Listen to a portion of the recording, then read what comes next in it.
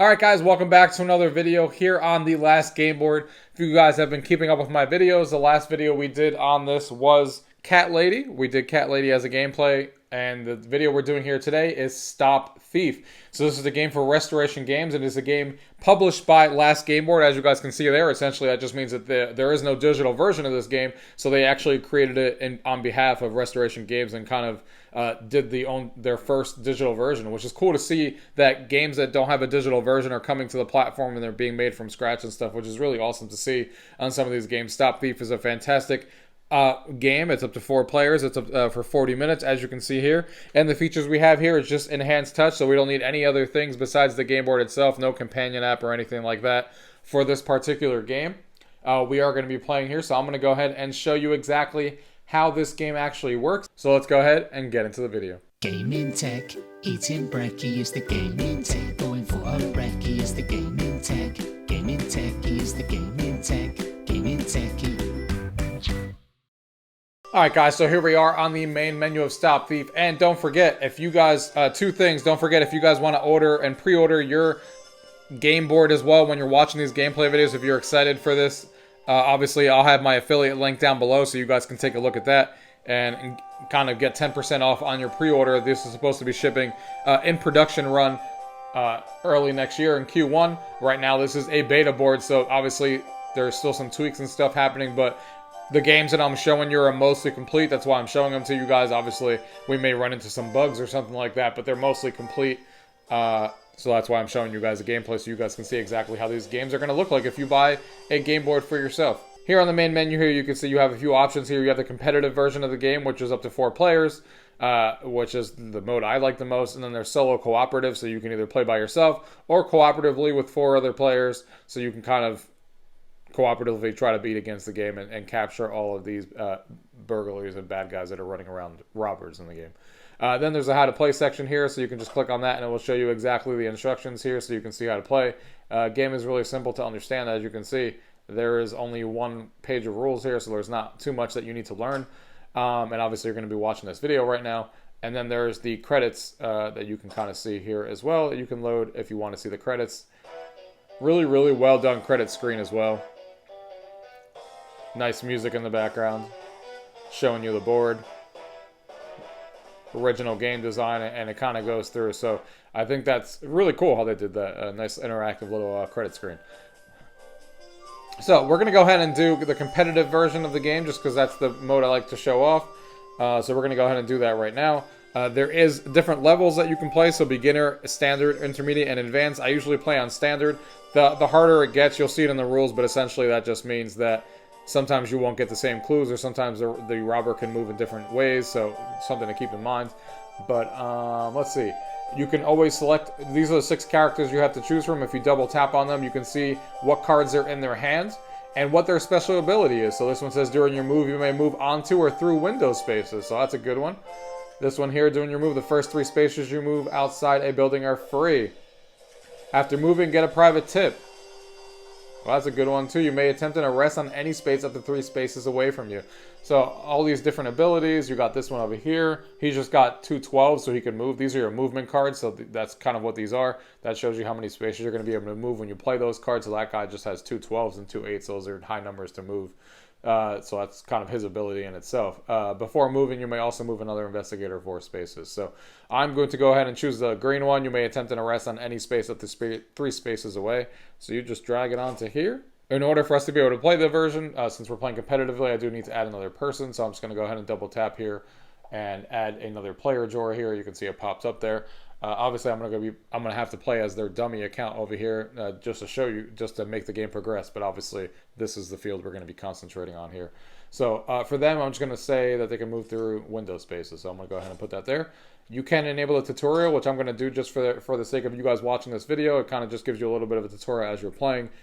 But the game is really simple, like I said. So now that we're both ready and in position, we're going to go ahead and hit start game. And I will say, I think this game, all their games so far that I've tried, and you guys will see that in the videos, are really, really well done, in my opinion. And so far, of course, we'll see how that progresses, but so far, the games that have come out have been really, really good. You guys saw Cat Lady last time, and now you're seeing here. This is an original game made by the last... Well, it's not an original game. It's made by Restoration Games, but there's never been a digital version of this game. And there is now, and it was made for the Last GameBoard, and the internal devs of them made this game, and I think they did a really good job, and it kind of shows us what's to come, because they have some talented people over there making these games. So, you can see you have here your cards, the cards that you start with. The little numbers on the top are your movement. Some of them have special abilities here, as you can see. And this is the amount of money that you have here on the right. Same thing going on for that player over there. Again, it's for 4 players. You can see this is the board. I think it looks fantastic. It has nice little effects that kind of make it shine even better. For example, you can see in the subway area, there's lights flashing over there, which gives it more interactability. Same thing with the car headlights over there, which is really cool. Just some little touches that make the board feel more alive with those little lighting effects and stuff. And obviously the little circles there are where you move. So that's where our little pawns, they start right here. Green and blue players that we picked, and then you move around the board based on the little circles that you're moving to. The feet kind of tell you where you can actually move to on each of the directions. And then the numbered spaces are where the robber is going to be moving. So the robber can only move into numbered spaces, so he'll never stop at a circle space like this. He'll always go to a number, from one number to another. And obviously the idea of the game is to try and catch robbers and trying to get $45,000 before the other person does. So that's the goal of the game, to get them $45,000 before the other person, and then you are claimed to be the winner. You get money by just catching robbers. Sometimes the robbers go up in value if people keep missing them, or if they're on the run and somebody tries an attempted arrest and they miss them and they get away, then then the value of them may go up, which you guys will probably see in this video here. First thing you do on your turn here, it says each turn begins by getting a clue. Click on the Get a Clue button below to get information about the thief's movement. So this is a really cool animation here you guys are about to see. Crime has been committed. Kind of pops that up. Now you know basically that the criminal is in this area. So there's 4 quadrants that the criminal starts at, as you guys can see. And this is one of the department stores. So we know that the criminal is in this area right now somewhere. We don't know where, but he's in that lot. And that's how it kind of starts. Next, it says you play a movement card. Tap the card to preview where you can move on the board. So now my idea is I want to move. Obviously, I know he's in there somewhere, but I don't know exactly where. So what I could do first is I could say, before moving, get a private tip, for example. I can only move 3 spaces, but at least I have an idea of where he may start. So, for example, I just hold this card here, and this now pops up with the tutorial telling you move your investigator by sliding the token with your finger or by using a physical token. You will be able to use physical tokens in this game in the future, which is the whole idea of GameBoard, but these physical tokens, for this particular game, I don't have any yet because they need to be smaller pawns, because you can see how small the spaces are. So the tokens that come with the game board that I showed you guys in the unboxing would be too big to put a standee right here, right now. But those pawns are coming, and those smaller pieces are coming, so that'd be cool when that comes out. But so you can use a physical token. When you're done, you can either end your turn by pressing that, or press the attempt to arrest on a numbered space. Use clues to narrow down where you think the thief is before making an arrest. You'll lose $1,000 for every incorrect guess. So you start with 3. If you make an incorrect guess, you're going to keep losing. As you can see, what you can do on here is you can place your hand right there to kind of get your private tip. So remember, I played a card that says you get a private tip, and you can see it says 265.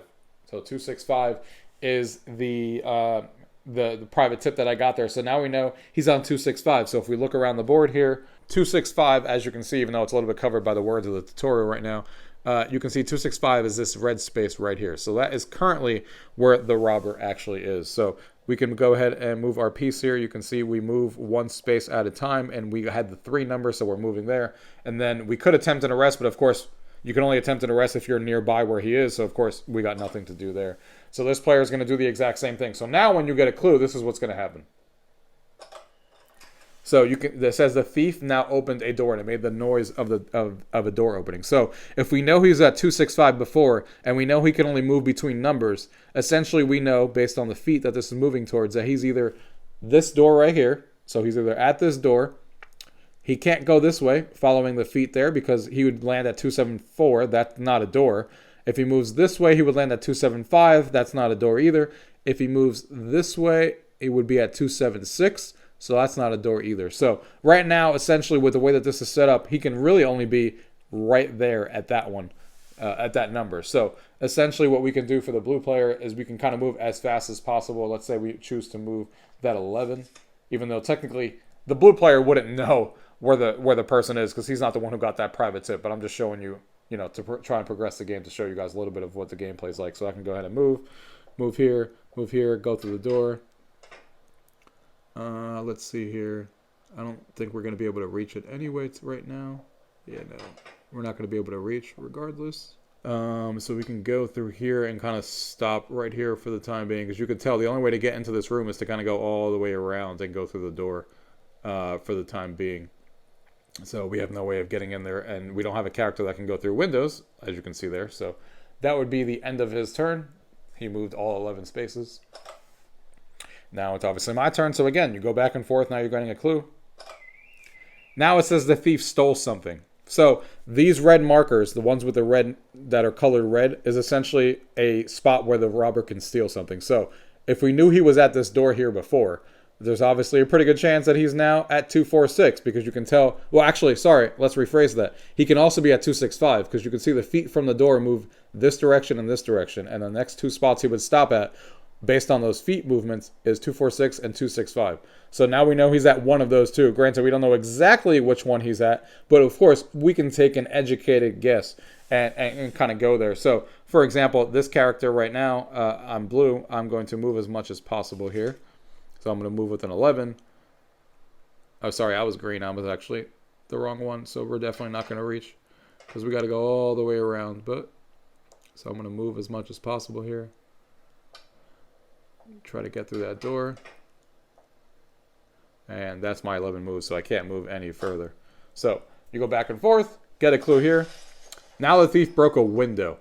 So based on logic right now, the blue player is probably in a good position because if we knew, well, again, the blue player doesn't know this. We only know this because we're talking to each other with two players that were playing together. Because obviously the blue player would have never saw that private tip, so he never knew he was at that door. But if he did know, like what we know now, that he's at that door, and we know he was at 246 from before, and he just broke a window, we can see that window sitting right there. So pretty good chance that he moved from 246 to the window, because if not, he would have went to a door again, and then if not, he'd be at the window. So essentially what we would do now is we can play let's see, we can go backwards here. And you can also play a private tip thing over here, so you can see that my number 3 over here, I know it's a little bit hard to see. You can kind of play this 3 over here, and now that player is going to get a private tip. And it's telling you he's at 235. Is 235 what we thought? Yep, that is the window right there, 235. So obviously our logic is working here. So now we would just move him 3 spots. He would just stand right there. You only have to be adjacent to windows to be able to claim an arrest. So essentially now you hit the arrest button. You can see that you can arrest right there, 235. Little nice animation plays attempting an arrest on 235. Catching him, and boom. Nice arresting going on. We got a $13,000 reward for arresting that player. And players getting that money right there. Again, the game is up to $45,000, as you guys are seeing here. And now the player has $16,000, so I only have 3, he has 16. And then, of course, when I get a clue now, since that player was arrested, we're going to get that little animation again. A crime has been committed at the trusted U.S. bank. So now they're over there.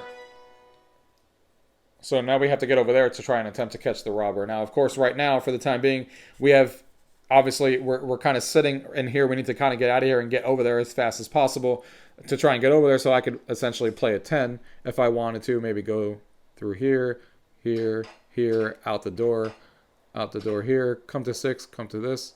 And now I can kind of land at the subway. So the subway kind of highlights, as you can see, if you guys are looking here, when I went on the subway space, all the other subway stations light up. So I can go to the middle one, the one on the right, one over there. So when you're at a subway station, you can essentially just kind of swipe and go over here, since you're taking the subway. Now, when you do that, no matter how many movement points you have left, the game kind of ends right there, or the movement ends right there. So even if I had 5 more to move, I can't. Once you move to a subway, no matter if you had an 11 played, you kind of end right there. So I would basically just stop right there, and now I know I'm in the area of where that person was over there. So that should give you guys a pretty good idea of what the game is like. The game is about 40 minutes long. We're not going to sit here and play a full entire game right now, of course.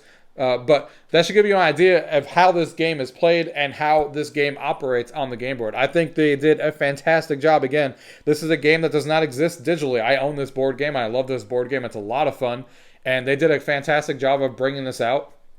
and putting it into a digital version. Restoration Games, obviously, this is a fantastic game that they made, and the Last GameBoard took that game and made it digitally, and they did a great job. They didn't just do, you know, they went the extra mile to do little touches that make the game stand out, because they could have just put this board on the table and kind of been done with it, and it still would have been good. But when you see the little touches in the game, like the lighting effects on the subway, the cars kind of reflecting there and stuff like that, the little lights, that the fact that when you walk into a room, that room lights up so you know that you're there is pretty cool. So everything is dark right now, but as soon as you enter a room, it lights up. You know, those little touches make the experience of playing a digital version of a board game you already own more fun to play digitally. So that's really, really cool. And then the private tips, being able to just use your hand like that to cover it up and see your own private tip, fantastic as well. That's a really cool feature that you can do on this, that it detects your hand so you can see your private tips when you need to.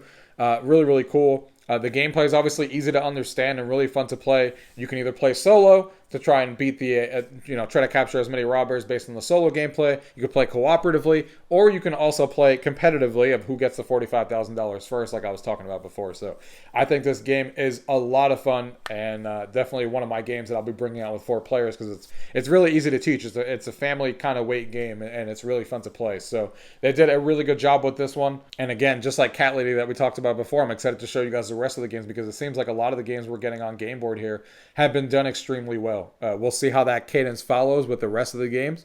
Of course, we're here only at the start, but I'm really, really impressed with what I've seen so far as the animations, the graphics, and what we're kind of getting as far as an output for these games being made on this table. So really, really good job from them. So that's it, guys. If you guys have any questions about what you guys saw in today's gameplay, as always, leave it down below. If not, thank you guys for watching. Till next time.